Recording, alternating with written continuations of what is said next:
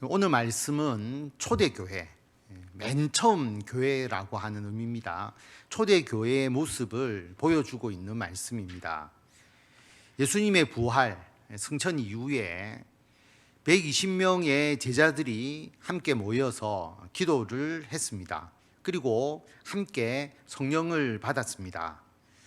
성령을 받은 이 120명의 제자들, 그리고 이 제자들의 전도로 예수님을 믿게 된 사람들이 처음 교회, 초대 교회를 이루게 됩니다. 성령이 오시기를 기다리면서 제자들이 함께 모여서 기도하던 곳, 그곳을 우리는 마가의 다락방이라고 칭하죠. 어디에서 어떤 근거로 제자들이 모여서 120명이 모여서 기도하던 곳을 마가의 다락방이라고 하느냐? 사도행전 1장 13절 14절에 보면 예수님께서 승천하시고 난 이후에 120명의 그 제자들이 들어가 그들이 유하는 다락방으로 올라가니 베드로와 요한, 이름이 쭉 나오고요. 거기 있고 여자들, 예수의 어머니 마리아, 예수의 아우들, 이분들도 모여서 더불어 마음을 같이하여 오로지 기도에 힘썼다라고 그렇게 말씀하고 있습니다. 그래서 다락방이라는 표현이 나오죠. 그래서 마가의 다락방이라고 나온 겁니다. 제가 어릴 때 가르쳤던 교사 선생님, 물론 신학 공부하지는 않으신 일반 학교 선생님이셨는데 우리 주일학교를 가르쳐 주셨거든요. 그분이 뭐라고 이야기했느냐면 다락방에 120명이 모여서 함께 기도했으니까 얼마나 비좁았겠느냐, 얼마나 불편했겠느냐. 그런데 그렇게 모여서 기도했다, 이렇게 가르쳐 주셨거든요. 그 선생님은 우리나라 다락방을 생각한 거죠. 제가 사진을 가져와 봤는데 이 다락 기억하십니까? 집에 보면 올라가는 이런 다락. 제가 어릴 때 살던 집에 이런 다락이 있어가지고 저는 다락을 굉장히 좋아하고 이 다락의 의미를 확실히 알고 있는데, 예전에 성경을 읽으셨던 분들은 마가의 다락방 하면 진짜 우리나라의 다락, 그걸 생각하니까 비좁은 곳에서 어떻게 120명이 모여서 함께 기도했나 이렇게 생각을 하시잖아요. 그런데 요즘 뭐 다락방이라면 조금 젊은 사람들은 인식이 달라지죠. 그래서 천정 때문에 좀 높이는 낮지만 그래도 좀 넓고 괜찮은 곳이라고 또 생각하실 겁니다. 그런데 성경에 나오는 다락방은 그런 다락방이 아니고요. 실제로 마가의 다락방, 성지순례 가면 이곳을 보여주는데 실제로는 2층 집이라고 보시면, 2층 집의 2층이라고 보시면 되죠. 그래서 공동 번역에서는 그냥 2층으로 올라갔다 이렇게 표현을 합니다. 실제로 보면 높이가 잘 안 보이시겠지만 상당히 높죠. 그래서 사람의 키보다 훨씬 더 높은 공간, 이게 우리가 번역한 다락방입니다. 2층 홀이라고 보시면 됩니다. 비좁은 곳은 아니라고 볼 수가 있겠죠. 그런데 왜 마가의 다락방이라고 이야기하느냐? 마가라고 나오지는 않거든요. 그런데 나중에 베드로가 복음을 전하다가 투옥되고 기적적으로 풀려나고 난 이후에 사도행전 12장에 보면 베드로가 어디로 가느냐 하면 마가라 하는 요한의 어머니 마리아의 집에 가니 여러 사람이 거기에 모여 기도하고 있더라라는 구절이 나옵니다. 마가의 집이 쉽게 말하면 마가라 하는 요한의 실제로는 어머니의 집이죠. 어머니의 집인데 마가의 어머니니까 마가의 집, 그렇게 이야기를 합니다. 거기에 모여서 기도하고 있더라라고 하는 거죠. 그래서 마가의 집이 초대 교회의 교회 공간으로 사용되었다. 그래서 분명히 예수님께서 승천하시고 모여서 성령을 기다리라고 할 때도 다른 데 모였겠느냐, 마가의 집에 모여서 함께 기도했을 것이다 라고 당연히 생각할 수 있는 것이죠. 그래서 성령 받기 위해서 모여서 기도하던 곳, 그들이 기거하던 곳이 나중에 교회가 되는 거죠. 별도 교회 건물이 있었던 시기가 아니기 때문에, 그렇기 때문에 우리가 초대교회라고 생각을 하고 오늘 읽은 초대교회의 모습을 생각하게 되면 건물을 생각하면 안 됩니다. 건물적 개념이 아니고 성도들이 어떻게 함께 교회 생활을 했느냐, 이것을 중심으로 오늘 말씀을 묵상을 해야 합니다. 중요한 포인트는, 오늘 말씀의 중요한 포인트는 믿는 사람이 다 함께 있었다라고 하는 것이죠. 그래서 사도행전 2장 44절에 보면 믿는 사람이 다 함께 있어, 여기서 출발을 합니다. 우리가 의문을 가질 수 있죠. 왜 그리스도인들이 함께 있었을까? 함께 있다는 말을 모두 한 집에 모여 살았다는 의미로 받아들이면 안 됩니다. 한 집에 살 수 있을 정도의 인원이 아니에요. 실제로 베드로의 전도 이후에 최소한 3,000명 이상 되는 사람이 처음에 교회를 구성했기 때문에 120명, 그 다음에 3,000명, 그 다음에 5,000명 계속 늘어났기 때문에 실제로 한 집에 모여 살 수 있는 것이 아니거든요. 그래서 지금의 교회 시스템하고 똑같습니다. 각자 집에 다 살고 있고, 그러나 모였다라고 하는 것이죠. 아주 자주 모였습니다. 날마다 모였다고 할 수가 있죠. 왜 모였을까? 어디에 모였을까? 생각해 보면 오늘 말씀을 보면 모인 장소가 나옵니다. 날마다 마음을 같이하여 성전에 모이기를 힘썼고, 또 집에서 모인 거죠. 떡을 떼며 기쁨과 순전한 마음으로 음식을 먹었다. 그래서 성전과 집에서 모였다. 왜 성전에 모였겠느냐? 성전은 예루살렘 성전을 의미하잖아요. 교회당을 이야기하는 거 아닙니다. 아직 교회당이 없었으니까. 성전에서 모였다는 것은 성전에서 기도했다는 의미이죠. 그런데 성전 기도는 그리스도인들만 하는 게 아니잖아요. 유대인들도 성전에 가서 기도하는 것이거든요. 그러니까 성전이 기독교인들만의 모임의 장소가 될 수는 없는 것이죠. 그래서 별도의 공간이 필요한 겁니다. 집에서 모였어요. 어디에서 모였을까? 핵심적인 거점은 앞에서 이야기한 마가의 집, 마가의 어머니의 집, 그 집이 교회로 활용이 되었고, 그게 거점이고, 그 다음에 우리가 구역 모임을 하듯이 각자의 집에서도, 가까운 집에서 또 그리스도인들끼리 서로 모였을 것이라는 것을 알 수가 있습니다. 왜 모였을까? 이게 오늘 질문이죠. 왜 모였을까? 다른 말로 하면 우리는 왜 교회에 나오느냐? 왜 교회를 나오죠? 왜 교회를 다니고 교회에 등록해서 우리가 교회의 성도가 되느냐? 왜 그렇게 해야 되느냐? 흔히 이야기하면 예배드리기 위해서 그렇지 않습니까? 이렇게 답변할 수가 있죠. 그러면 예배만 드리면 되잖아요. 큰 교회에 가서 그냥 예배 시간 예배만 탁 드리고 나오면 되는데, 그게 요즘 젊은 그리스도인들의 로망, 아무것도 안 하고 예배만 탁 드리고 내가 자유롭게 신앙생활하고 싶다, 이게 기독교인의 로망이다, 그렇게 말하는 사람들도 있는데 잘못된 것이죠. 그럼 교회 나오는 이유, 예배 드리기 위해서 나오시는 거예요.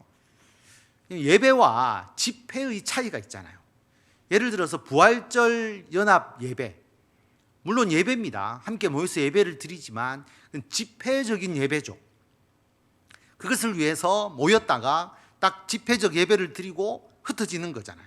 콘서트, 영화, 모이지만 그냥 목적을 위해서 영화 보고 그 다음에 콘서트 보고 그냥 흩어지는 거거든요. 서로 모르는 관계입니다. 알 필요도 없는 거죠. 그런데 교회 예배라는 것은 딱 예배만 드리고 흩어지는 그런 집회나 콘서트가 아니라 생활 공동체의 예배를 드리는 사람이다라고 하는 거죠.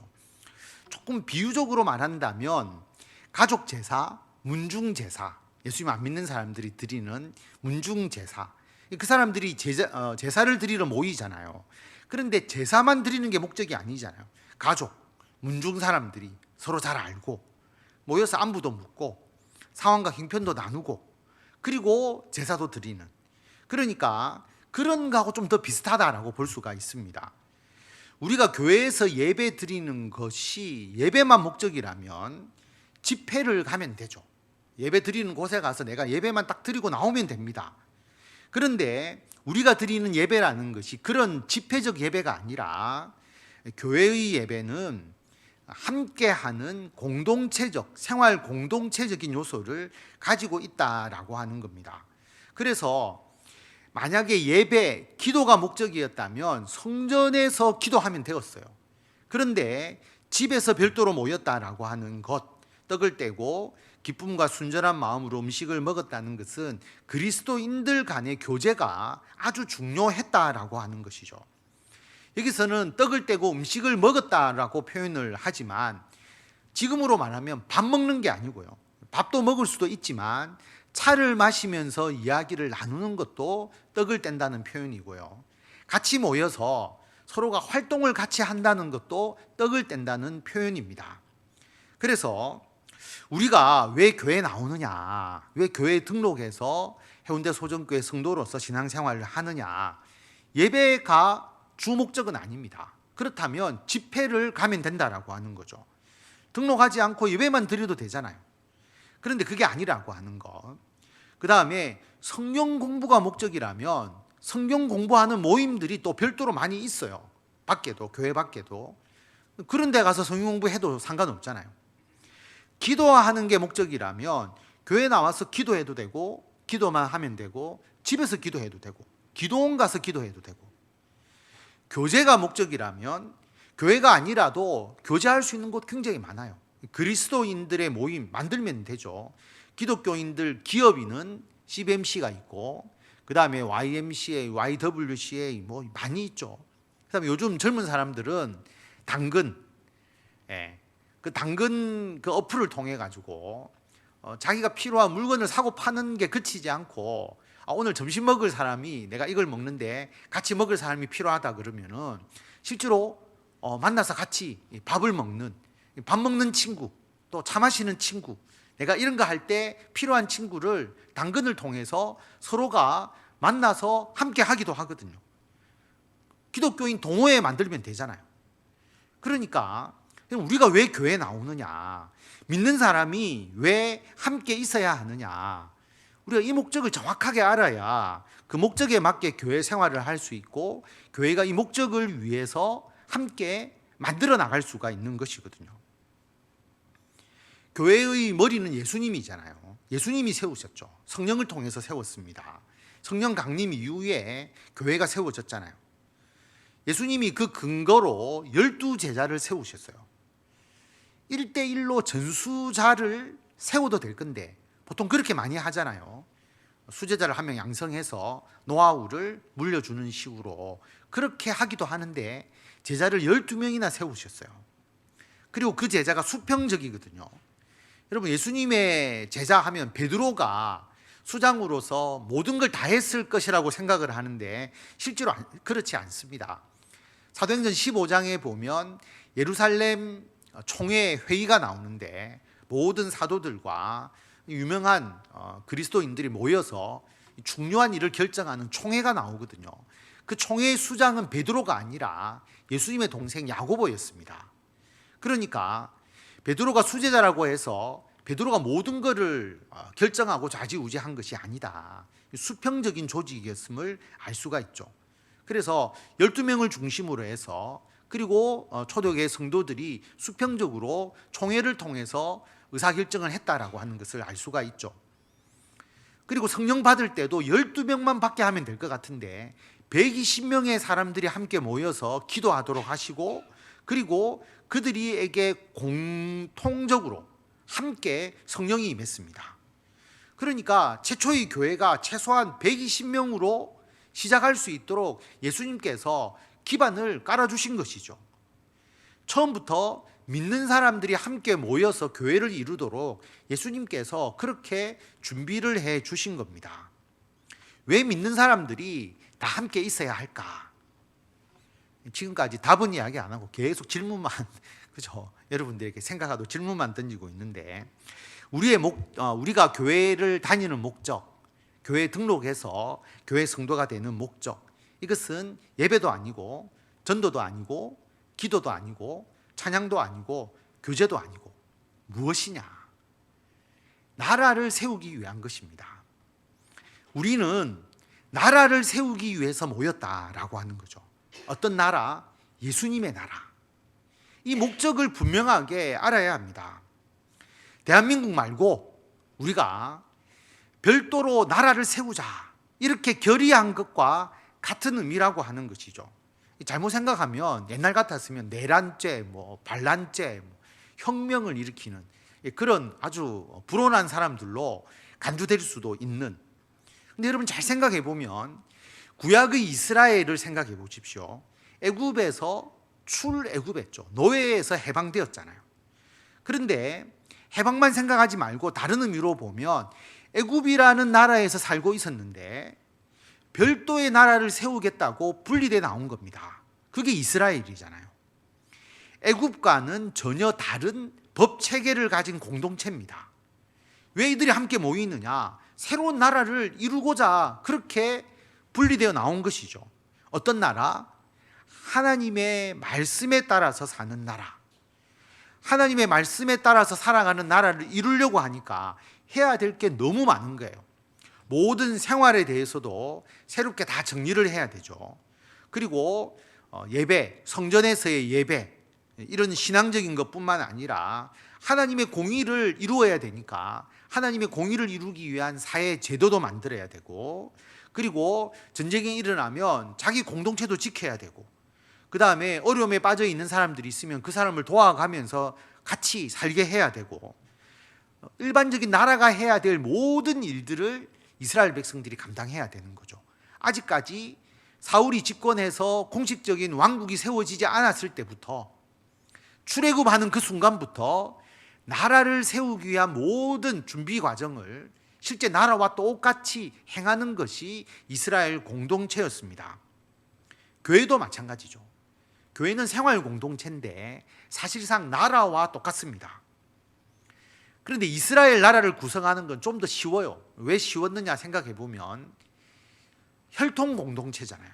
아브람, 이삭, 야곱의 후손들이죠. 혈통적으로 동질성이 있습니다.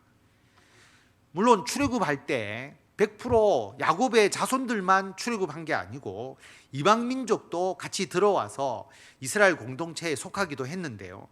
그래도 주축은 야곱의 12아들로부터 시작되잖아요. 족보와 혈통이 같은 것이죠. 쉽게 말하면 이스라엘은 같은 문중, 같은 집안, 이 혈통이라는 정체성이 분명하기 때문에 나라를 구성하고 유지하기가 그래도 쉽다라고 하는 거죠. 똑같이 초대교회도 나라를 세우기 위해서 모였습니다. 왜 그러냐면 로마의 식민지였잖아요.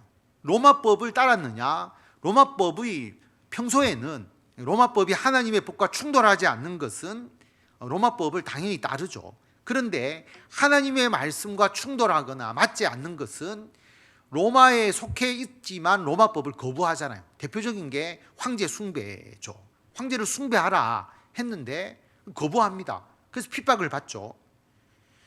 그런데 이 초대교회는 더 큰 어려움이 뭐냐 하면 구성원의 동질성이 없는 거예요. 왜냐하면 유대인과 헬라인이 같은 교회의 성도를 이룹니다. 그런데 제가 지난 시간에도 말씀을 드렸지만 유대인과 헬라인, 돼지고기를 먹는 사람과 돼지고기라고 하면 부정하다고 절대로 먹지 않는 사람들, 그 다음에 성전에서 제사를 드리는, 예배를 드리는 사람인데 헬라인은 성전 안에 이방인의 뜰 안쪽으로 더 들어갈 수가 없거든요. 아예 차단되어 있잖아요. 그러니까 성전 제사를 함께 드릴 수 없는 사람들, 절기도 다르게 지키는 사람들, 그러니까 완전히 이질적인 사람이 유대인과 헬라인이죠.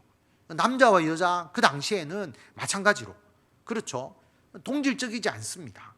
자유인과 종, 주인과 노예, 당연히 절대로 하나 될 수 없는 그런 부류의 사람들이 모여서 우리가 나라를 이루자라고 함께 하는 것과 같다라고 하는 것이죠.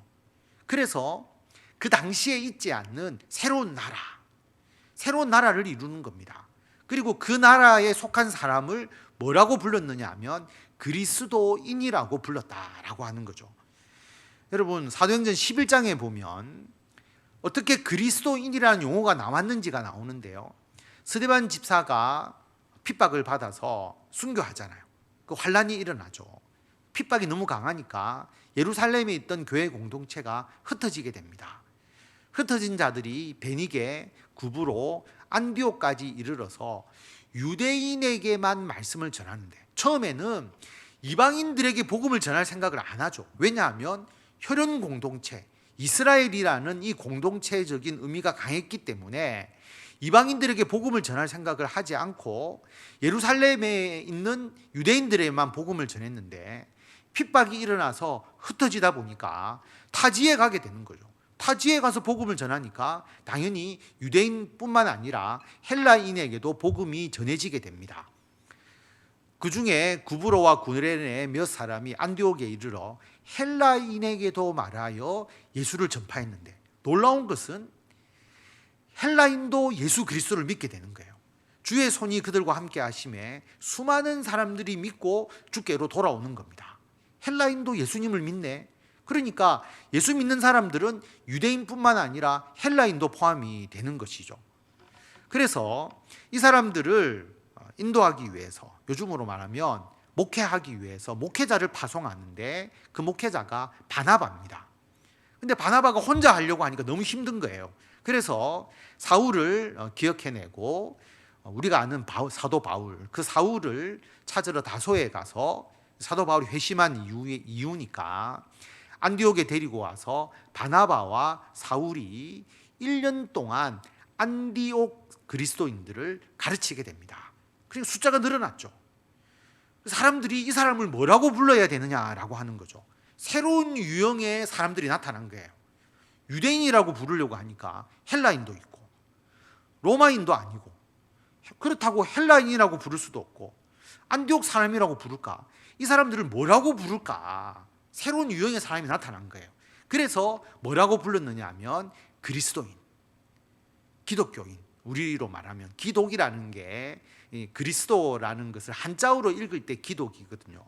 그래서 그리스도인, 우리로 말하면 기독교인, 크리스찬, 좀 속되게 옛날에 우리나라에서 표현 예수쟁이 같은 다음입니다. 그리스도인이라고 부르기 시작했다라고 하는 거죠. 예수님의 나라에 속한 사람입니다. 우리도 그리스도인이잖아요. 예수님의 나라를 세우기 위해서 모인 사람이고 우리는 예수님의 나라의 백성입니다. 그러므로 우리가 나라를 세우기 위해서 모였기 때문에 우리는 생활 공동체라고 하는 것이죠. 이 생활 공동체로 이루어진 이단들이 많잖아요. 집단 생활을 하는 것, 대표적으로 박태선, 천부교, 신앙촌, 기장에 예전에는 어마어마하게 컸잖아요. 기장의 신앙촌, 지금도 있습니다. 신앙촌, 집단 생활 하도록. 그 다음에 피디수첩에도 많이 나왔지만 박명호라고 하는 돌나라. 그래서 지금 이제 브라질인가요? 옛날에 우리나라에 있다가 거기 가서도 지금 공동체 생활을 하는 박명호. 그 다음에 최근에 중앙 언론에 보면 맨날 광고 나오는 천하여 잠잠하라, 신옥주, 은혜로 교회.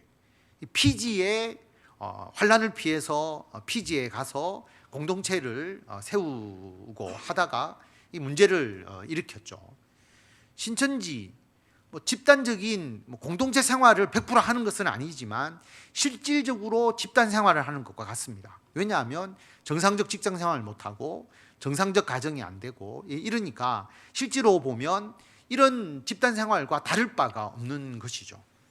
그래서 모두가 하나님 나라에 대한 잘못된 이해, 여러분 초대교회가 이렇게 집단 생활을 했으면 이렇게 하는 게 맞지만 초대교회는 같이 모여서 함께 공동체를 이루고 산 건 아니에요. 집단 생활한 게 아닙니다.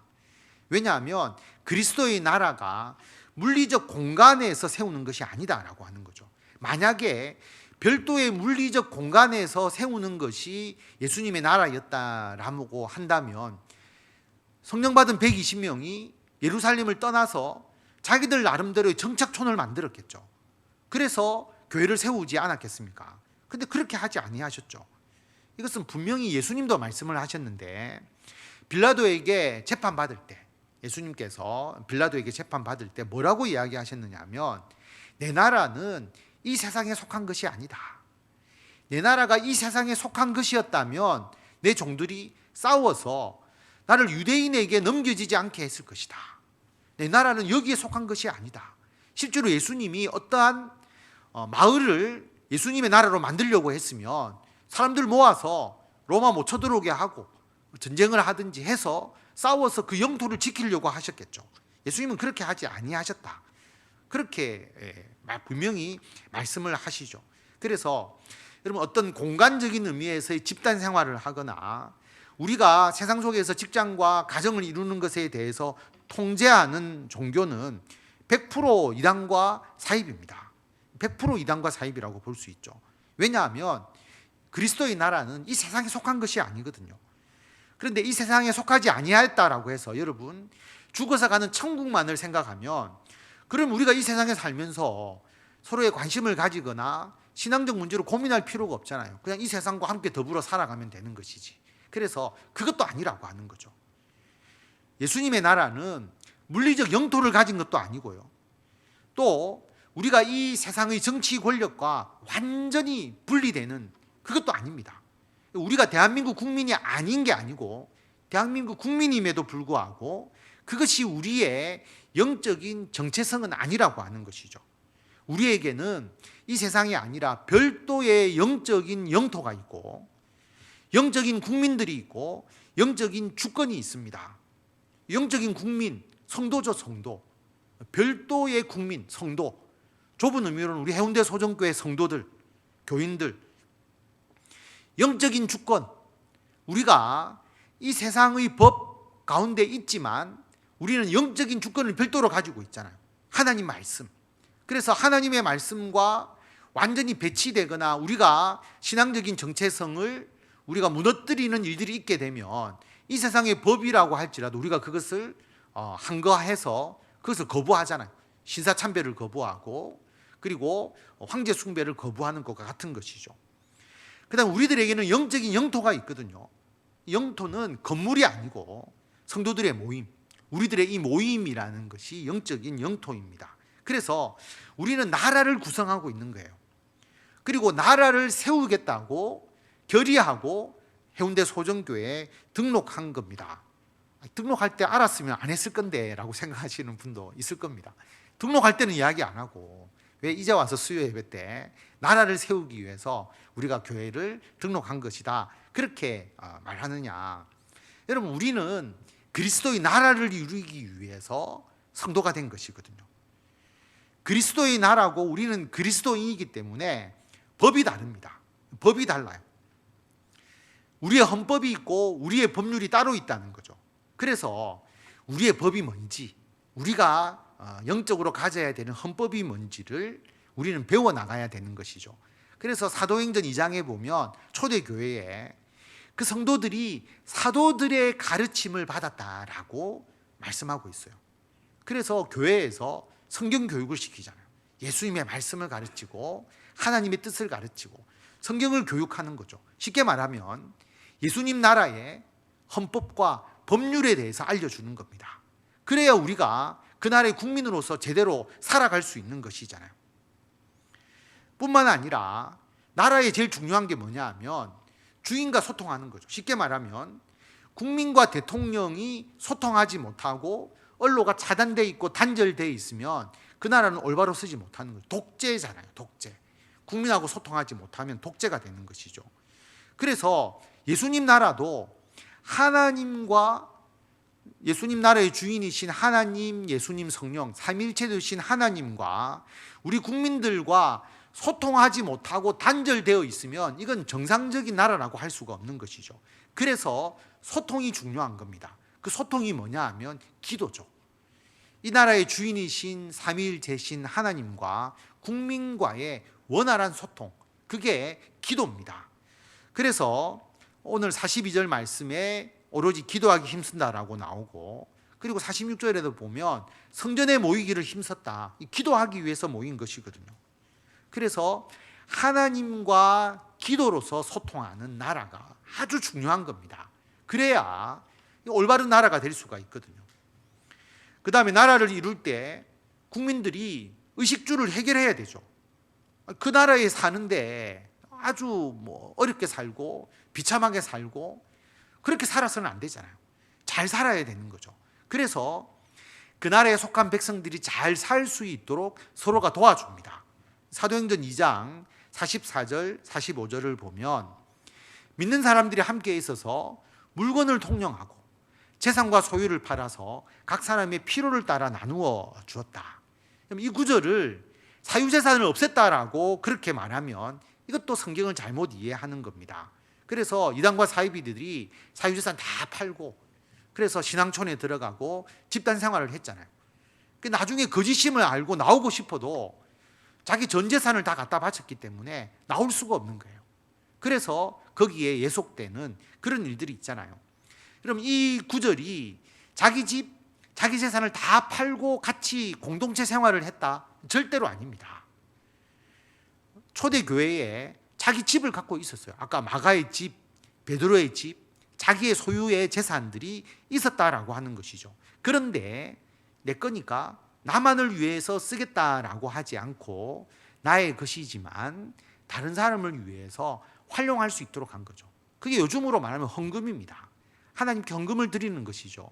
하나님께 드린 헌금을 통해서 내가 헌금을 냈으니까 나를 위해서 쓰겠습니다. 그렇게 하지 않잖아요.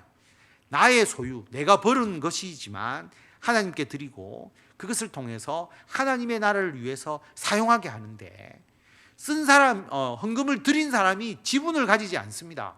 주식회사는 자기가 투자한 것만큼 의결권을 행사를 하지만 헌금은 하나님께 온전히 드린 것이고 쓰는 것은 필요에 따라서 주는 거죠. 어떤 사람이 더 필요하면 그 사람을 위해서 더 많이 사용되기도 하는 겁니다. 그 사람이 형편이 어려워서 헌금을 하지 못했지만 교회는 그 사람을 더 돕는 것이죠. 그렇게 될 수 있는 겁니다. 그래서 헌금을 통해서 구제하고 나누도록 그렇게 하는 겁니다.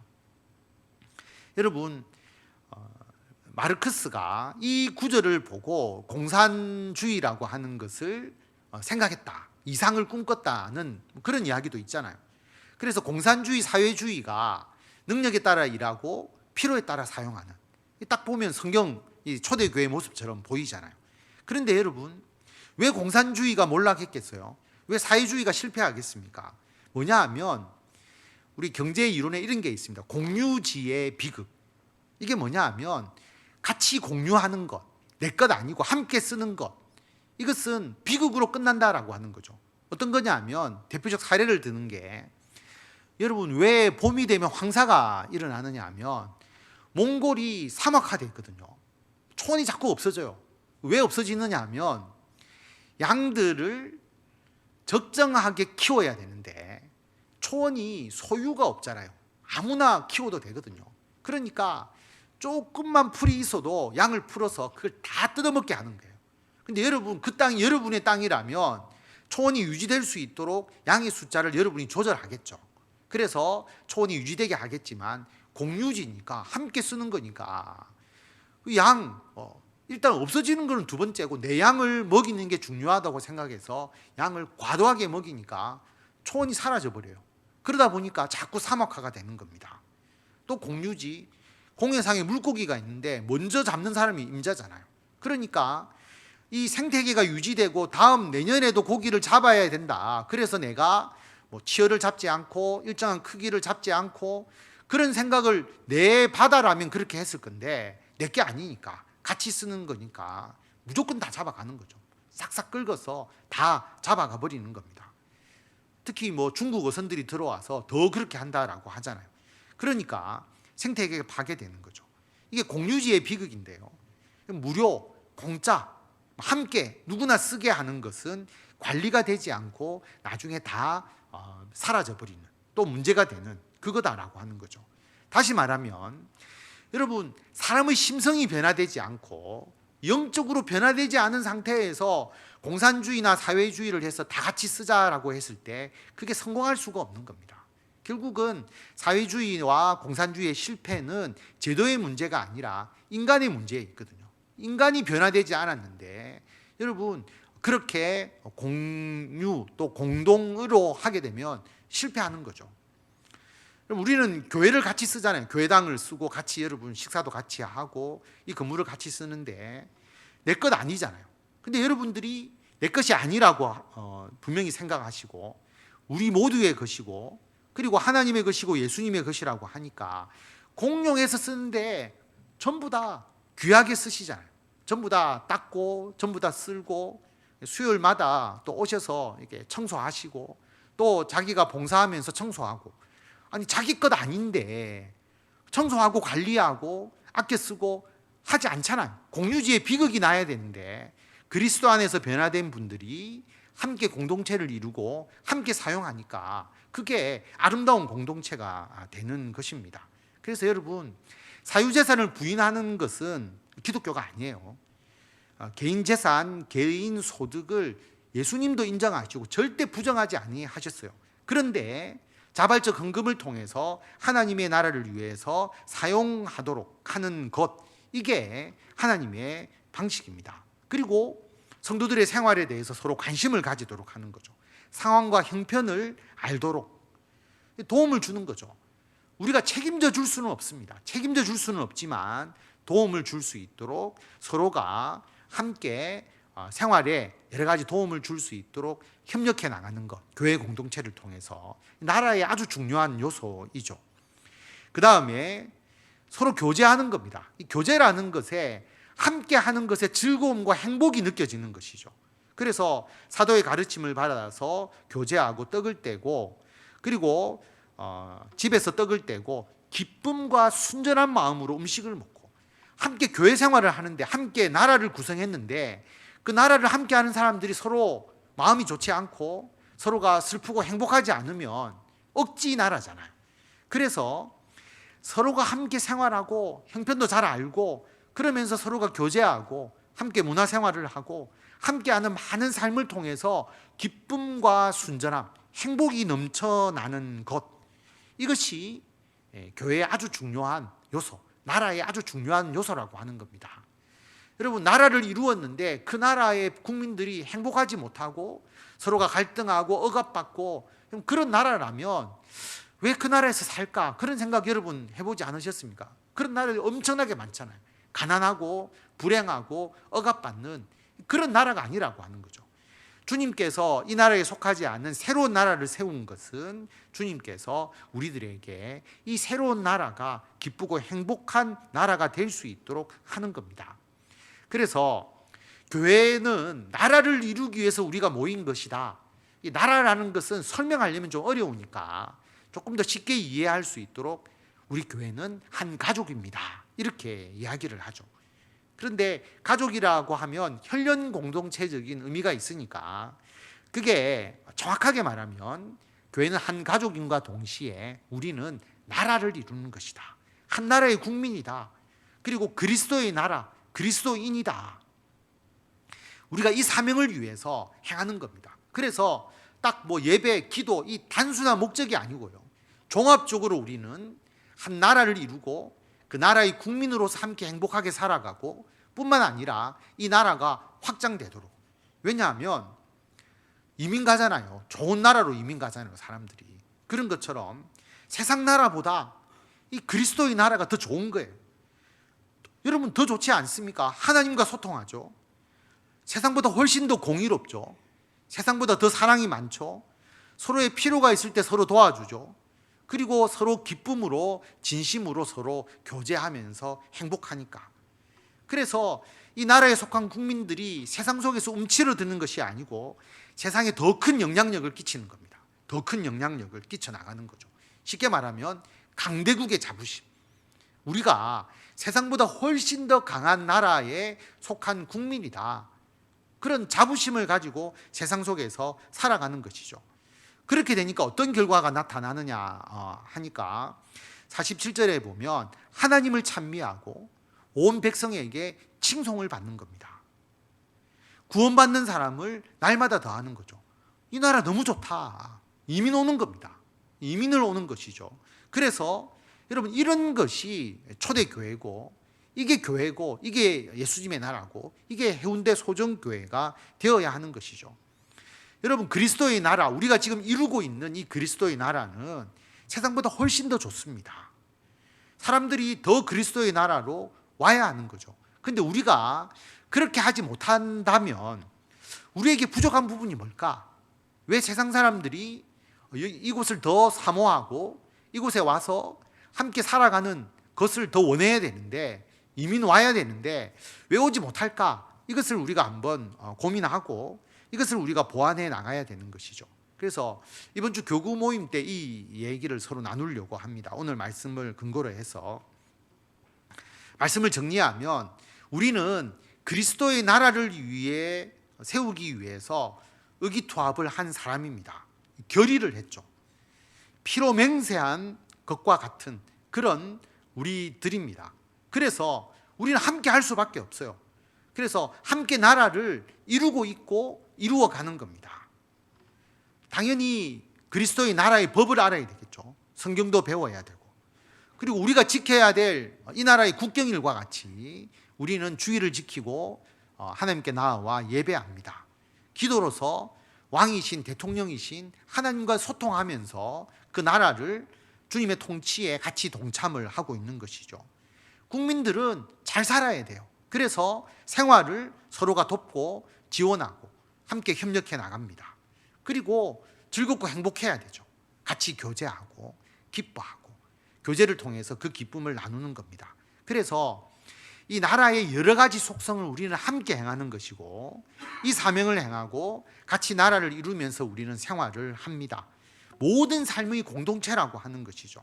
그래서 이 좋은 나라에 더 많은 사람들이 올 수 있도록 우리가 함께 노력하고, 이 나라에 속한 우리들이 모두가 오늘 말씀을 통하여 주신 그 기쁨과 행복을 함께 누리시고 그 사명을 감당하시는 우리 교회와 우리 성도 여러분이 되시기를 바랍니다.